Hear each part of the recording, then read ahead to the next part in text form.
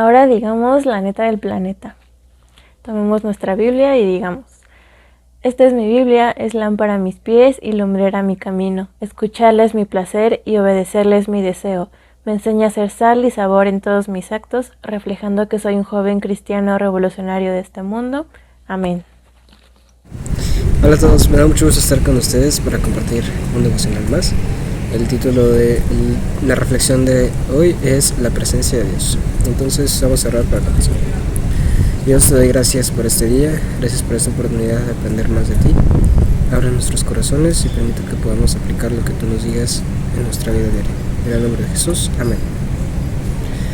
Bueno, seguramente si crecimos en un contexto cristiano o si hemos ido a la iglesia, pues hemos escuchado el concepto de la presencia de Dios, ¿no? Yo lo he escuchado en frases como podemos anhelar su presencia, o estar en paz si estamos en su presencia, o pedirle por su presencia en nuestras vidas, ¿no? Pero ¿qué significa vivir en la presencia de Dios y qué implicaciones prácticas tiene en nuestra vida entenderlo?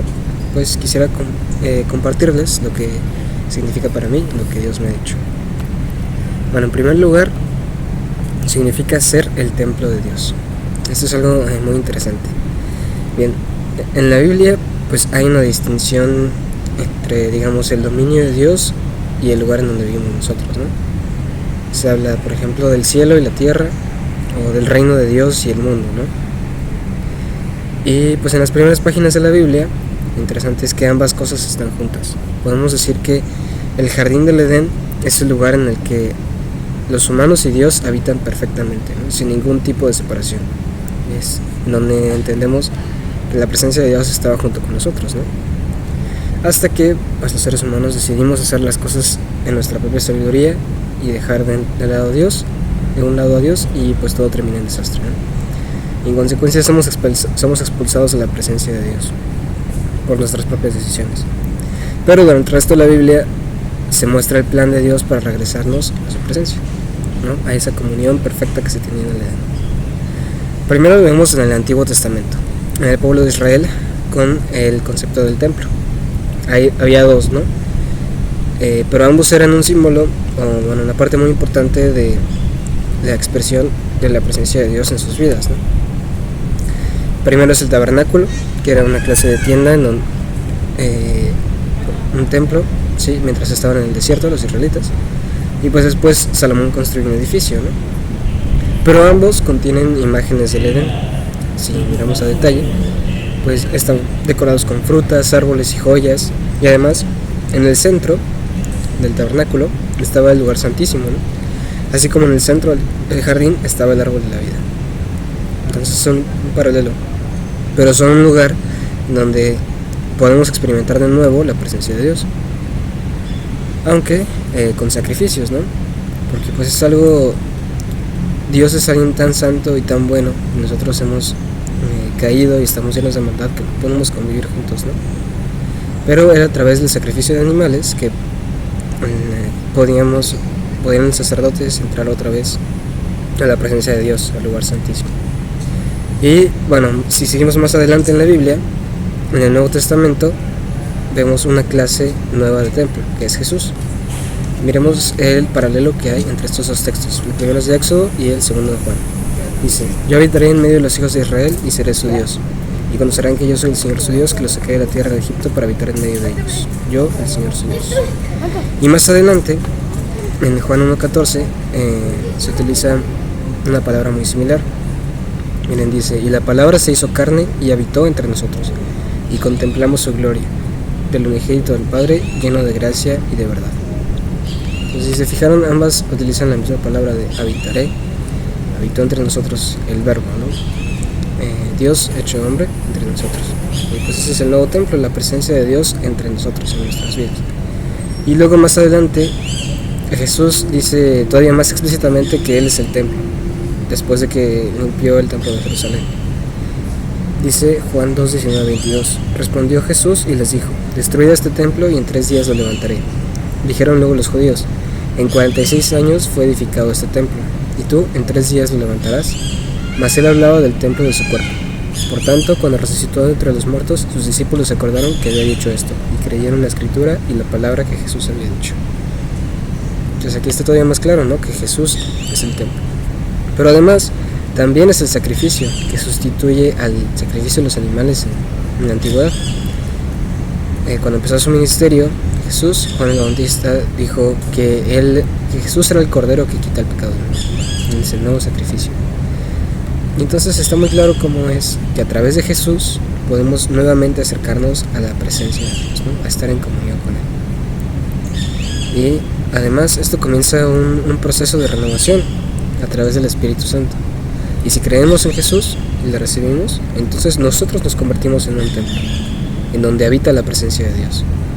Entonces, así es como hemos ido avanzando, ¿no? El templo perfecto del Edén, nos separamos, había una solución, que fue Jesús, el sacrificio, ¿no? Para que pudiéramos experimentar de nuevo la presencia de Dios. Entonces, vivir en su presencia tiene que ver más, en realidad, con permitir que habite en nosotros, ¿no? Y además, así como Jesús perdonó y amó, pues nosotros podemos seguir su ejemplo. Tenemos ese llamado a hacerlo de corazón para que nuestro alrededor se convierta en un nuevo Edén, un lugar en donde conviven el reino de Dios y la tierra, ¿no? Eso significa que nosotros seamos templos. Y ahora, tal vez esto pueda parecer pues algo muy básico, ¿no? Fundamental de la fe cristiana, pero a mí me encanta cuando estudiamos la Biblia en esta perspectiva, como una historia unificada, y vamos viendo pues cómo se ve Jesús a través de toda la Biblia, ¿no? Y pues creo que es algo muy hermoso y que nos desafía a vivir de verdad lo que a veces escuchamos seguido en la iglesia, pero que por lo menos en mi caso no había entendido la primera. Entonces, vivir en la presencia de Dios significa ser su templo. Y además, en el Nuevo Testamento, los apóstoles también hablaron de qué significa ser el templo, ¿no? A través del Espíritu. Miren como dice Efesios 2, 19, 22. Por lo tanto, ustedes ya no son extraños y extranjeros, sino conciudadanos del pueblo elegido y miembros de la familia de Dios, edificados sobre el fundamento de los apóstoles y los profetas, siendo Cristo Jesús mismo la piedra angular. En él, todo edificio bien armado se va levantando para llegar a ser un templo santo en el Señor. En él, también ustedes son edificados juntamente para ser morada de Dios por su Espíritu. Entonces, seamos la morada de Dios. Bien, la segunda enseñanza es lo que significa ser o vivir en la presencia de Dios, es tener la ley escrita en el corazón.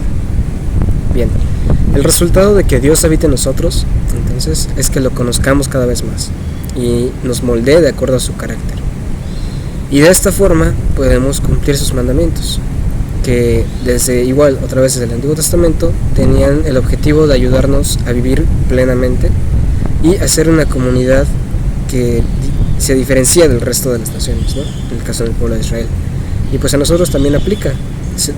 Los cristianos debemos ser esa comunidad que convierte un mundo de oscuridad y sufrimiento en uno lleno de luz y esperanza.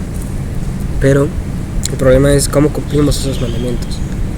Si nos damos cuenta en la historia del pueblo de Israel, fueron incapaces de cumplir la ley, ¿no? Una y otra vez fallaron a pesar del amor incondicional de Dios. Pero aún así, Él prometió que cambiaría sus corazones de piedra para que lo lograra. Dice Jeremías 31, 34. He aquí vienen días, dice el Señor, en que haré un nuevo pacto con la casa de Israel y con la casa de Judá. No será como el pacto que hice con sus padres el día que los tomé de la mano para sacarlos de la tierra de Egipto, el pacto que ellos invalidaron, a pesar de ser yo su Señor, dice el Señor. Porque este será el pacto que haré con la casa de Israel después de aquellos días, dice el Señor. Pondré mi ley en su interior y la escribiré en su corazón. Yo seré su Dios y ellos serán mi pueblo. Que nadie enseñará a su prójimo ni nadie a su hermano diciendo, conoces al Señor. Pues todos ellos me conocerán, desde el más pequeño de ellos hasta el más grande, porque yo perdonaré su iniquidad y no me acordaré más de su pecado. Entonces esta promesa pues se cumplió en Jesús, ¿no? Él dijo que vino a cumplir la ley y nos mostró cómo se hacía eso con hechos y con palabras, ¿no? Y además pues nos dijo que amando a Dios y a los demás es como se cumple la ley. Y la clave aquí pues es que amamos porque Dios nos amó primero, no por obligación ni por miedo, sino porque ha llegado hasta lo profundo de nuestro corazón y su presencia entonces nos cautiva, nos transforma y nos dan ganas de contagiar ese amor que tiene por nosotros. Eso es lo que para mí significa tener la ley escrita en el corazón. Como dice también otro versículo de Ezequiel, que ya no tenemos corazones de piedra, sino de carne. Eso es otra cosa que significa vivir en la presencia de Dios. Muy bien, la siguiente enseñanza es una relación íntima. Entonces, si se nos ha dado esta oportunidad y este llamado a vivir en la presencia de Dios, ¿cómo logramos aplicarlo en nuestra vida? Y me parece que la respuesta es a través de la oración. Y hace poco escuchaba una predicación que se mencionaba que la oración no es una acción que hagamos, sino una forma de vivir. Y creo que precisamente vivir en la presencia de Dios es vivir orando. Personalmente no es un hábito que yo haya establecido a la perfección, ¿no? Obviamente. Pero definitivamente puedo ver cómo cambia mi día cuando oro. Sobre todo cuando no lo hago nada más porque sí, sino cuando me pongo a escribir o cuando estoy orando mientras camino. Y pues no sé qué te funciona a ti, ¿no? Pero no tenemos que orar por siempre de la misma manera. No tiene por qué ser aburrido o tedioso. A veces incluso usamos muletillas, ¿no? Porque siempre oramos igual, la misma fórmula, cuando en realidad debería ser una conversación genuina y algo que anhelamos constantemente en nuestro día a día. Un ejemplo muy práctico, ¿no? Puedes pedirle a Dios ayuda antes de un examen sin tener que cerrar los ojos o sin arrodillarte. Puedes, no sé, cantar o meditar en su palabra o simplemente pues estar en silencio un momento, tratando de escuchar su voz. El punto es estar con Dios, porque Él es quien nos conoce mejor que nadie y que también es un Padre que nos escucha y nos responde de maneras increíbles.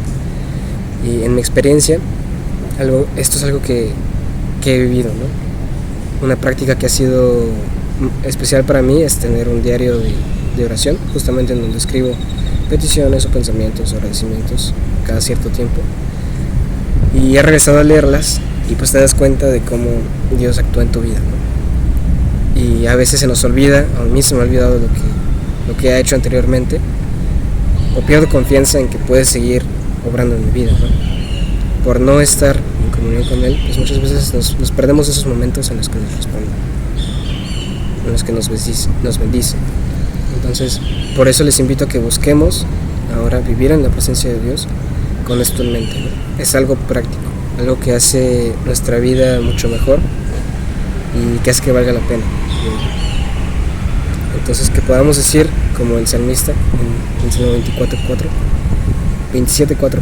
lo único que pido al Señor, lo que más anhelo, es vivir en la casa del Señor todos los días de mi vida, deleitándome en la perfección del Señor y meditando dentro de su templo. Bien, y ya para terminar, lo último que significa para mí la presencia de Dios es el propósito de mi vida. Desde mi punto de vista, lo que he llegado a entender en estos últimos meses es que el propósito de la vida no es una carrera, una familia o alguna misión muy específica, algún punto en tu vida en el que llegas después de mucho trabajo y dedicación y ya está, ya lo lograste. Es cierto que Dios nos dio talentos y habilidades que nos quiere y puede usar como instrumentos de bendición para los demás, pero creo que perdemos de vista lo fundamental cuando nos enfocamos en eso. El propósito es vivir en la presencia de Dios, fue para lo que fuimos creados, y creo que ese es un propósito mucho más trascendente porque es algo que se puede alcanzar todos los días y es un compromiso que no depende ni de las circunstancias ni de otras personas, ni siquiera de tu personalidad o de lo que estés pasando. Creo que a veces suena muy atractiva la idea de tomar a lo mejor un test sobre tus talentos o contestar unas preguntas o tomar un curso y ya, de pronto tienes clarísimo el propósito y el sentido de la vida, ¿no? Pero no creo que sea así. La realidad es mucho más retadora, pero también, más gratificante. Vivir en la presencia de Dios es vivir la eternidad aquí en la tierra, desde ahora. No necesitamos, no significa morirnos y una vida después, ¿no? Sino significa hacer algo trascendente aquí mismo, todos los días.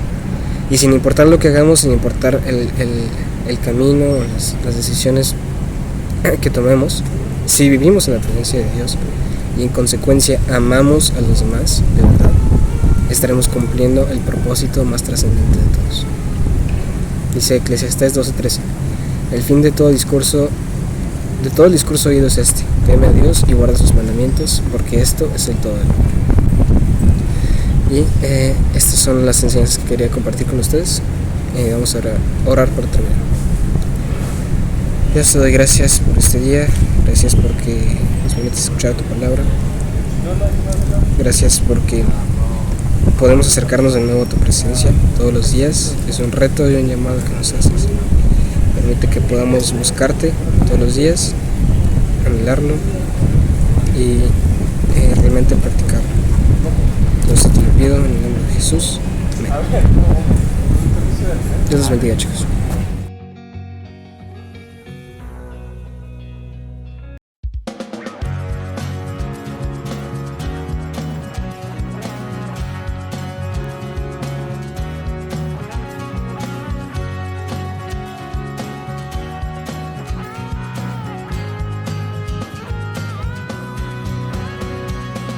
Nos has llamado a tu revolución, de cambiar al mundo y ser sal y luz. Somos cadena que anuncia tu verdad y queremos transformar la humanidad con tu amor,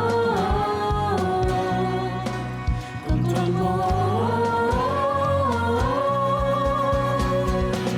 Vamos a darlo todo en la misión.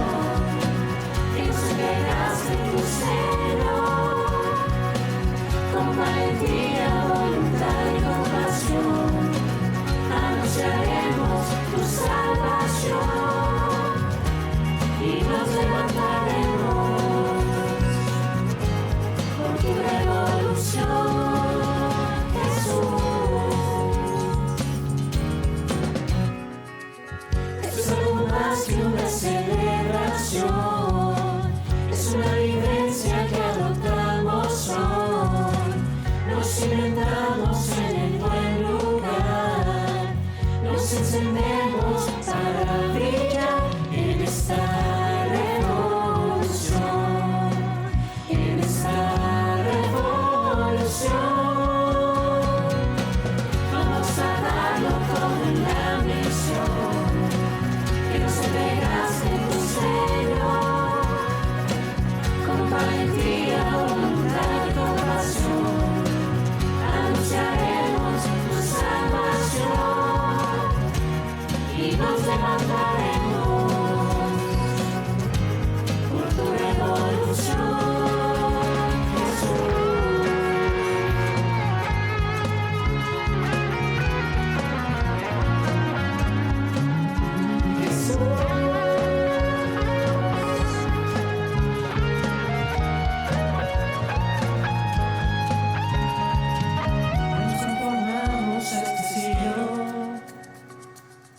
Transformamos nuestro pensar, no nos conformamos a este siglo y transformamos nuestro pensar.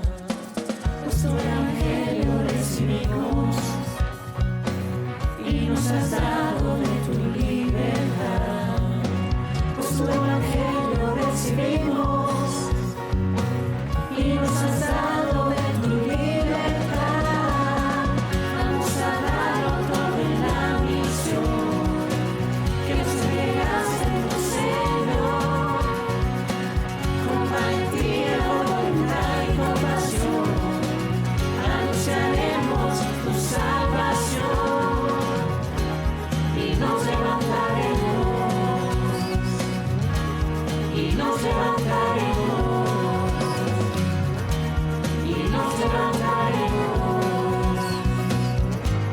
Por tu revolución.